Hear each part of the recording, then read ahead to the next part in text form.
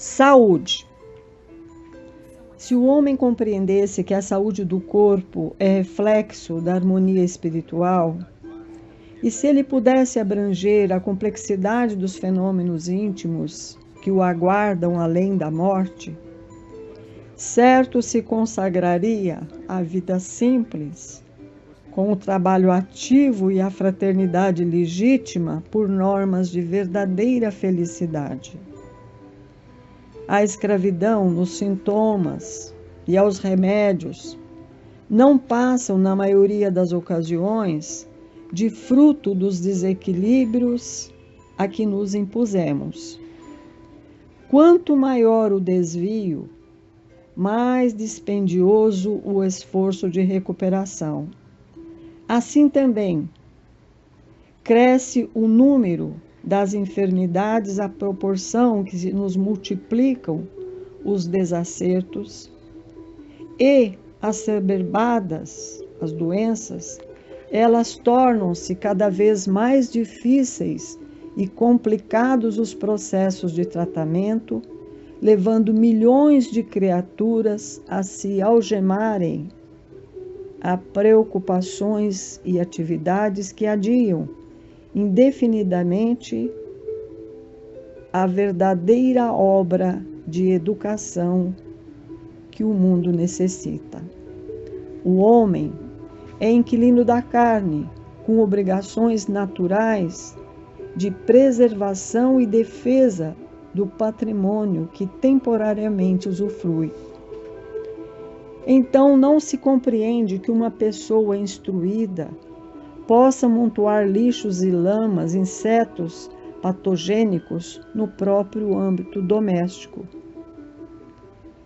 Existe, no entanto, muita gente de boa leitura e de bons hábitos que não se dá das mais variadas resistências corpóreas, que não acha nada mal liberar a cólera, a irritação, de minuto em minuto dando pastos a pensamentos aviltantes, cujos efeitos por muito tempo se fazem sentir na vida diária.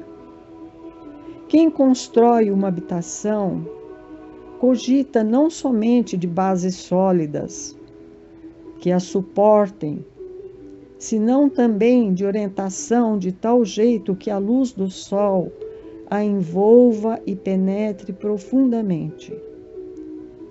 Jamais voltaria este alguém a situar o seu ambiente doméstico numa caverna de trogloditas.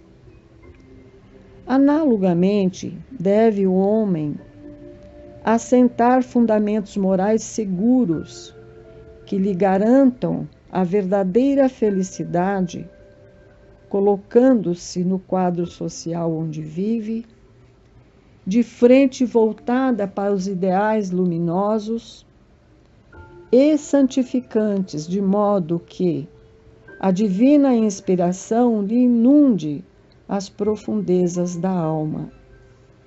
Ninguém é tentado a descansar ou a edificar-se em recintos impregnados e empedrados com espinhos.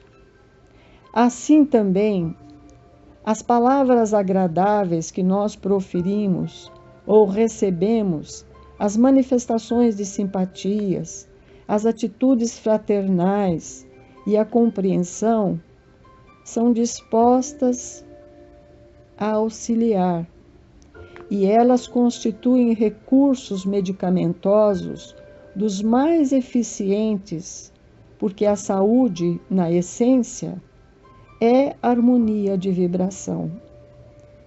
Quando a nossa alma se encontra realmente tranquila, o veículo que lhe obedece está em paz.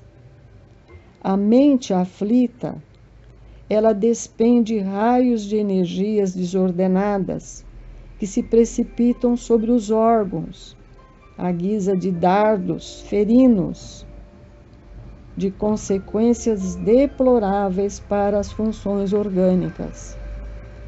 O homem comumente Ele apenas registra os efeitos, sem consignar as causas profundas. E o que dizer das paixões ensopitadas, das enormes crises de ódio e de ciúmes, dos martírios ocultos, dos remorsos que rasgam feridas e semeiam padecimentos inomináveis nas delicadas constituições da alma. O nosso lar de cura na vida espiritual, ele vive repleto de enfermos desencarnados, embora revelem psicose de tratos difíceis. A gravitação é lei universal e o pensamento ainda é matéria em fase diferente daquela que nos são habituais. Quando o centro do interesse da alma permanece na Terra, é difícil se lhe indicar o caminho das alturas. Qualquer criatura, conscientemente ou não, pode mobilizar faculdades magnéticas que lhe são peculiares nas atividades do meio em que vive. Atrai e repele, do modo pelo qual se utiliza de semelhantes forças, depende em grande parte a conservação dos fatores naturais da saúde. O espírito rebelde ou impulsivo, que foge às necessidades de adaptação, assemelha-se a um molinete elétrico armado de pontas, cuja energia carrega e simultaneamente repele as moléculas do ar ambiente.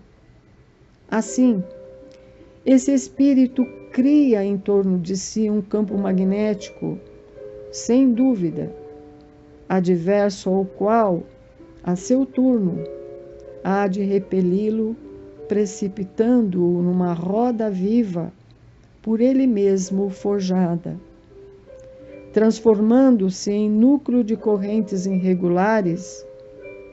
A mente perturbada emite linhas de forças que vão interferir como tóxicos invisíveis sobre o sistema endócrino.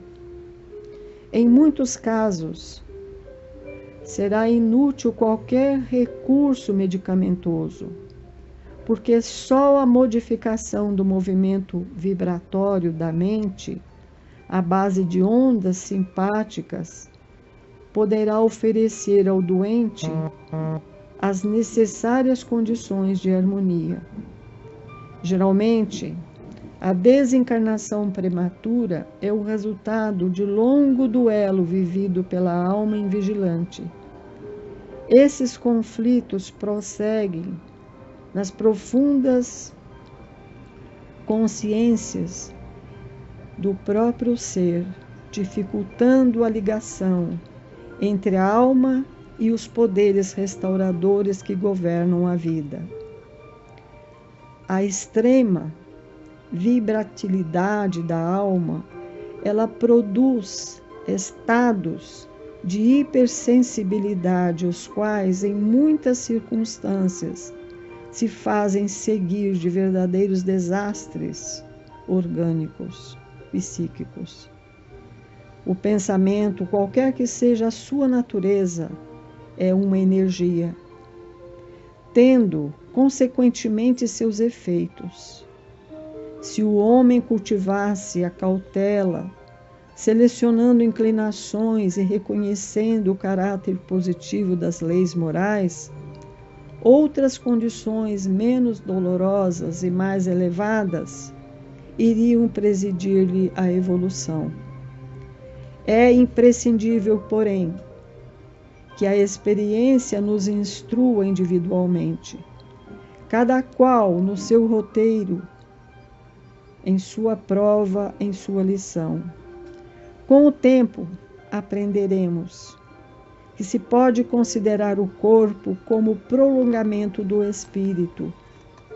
Então, aceitaremos no Evangelho do Cristo como o melhor tratamento de imunologia contra todas as espécies de enfermidade. Até alcançarmos, no entanto, esse período áureo da existência na Terra, continuemos estudando, trabalhando e esperando, e aplicando o Evangelho de Jesus aos nossos órgãos, que são vivos e educáveis. Muita paz, irmão Joaquim Murtinho.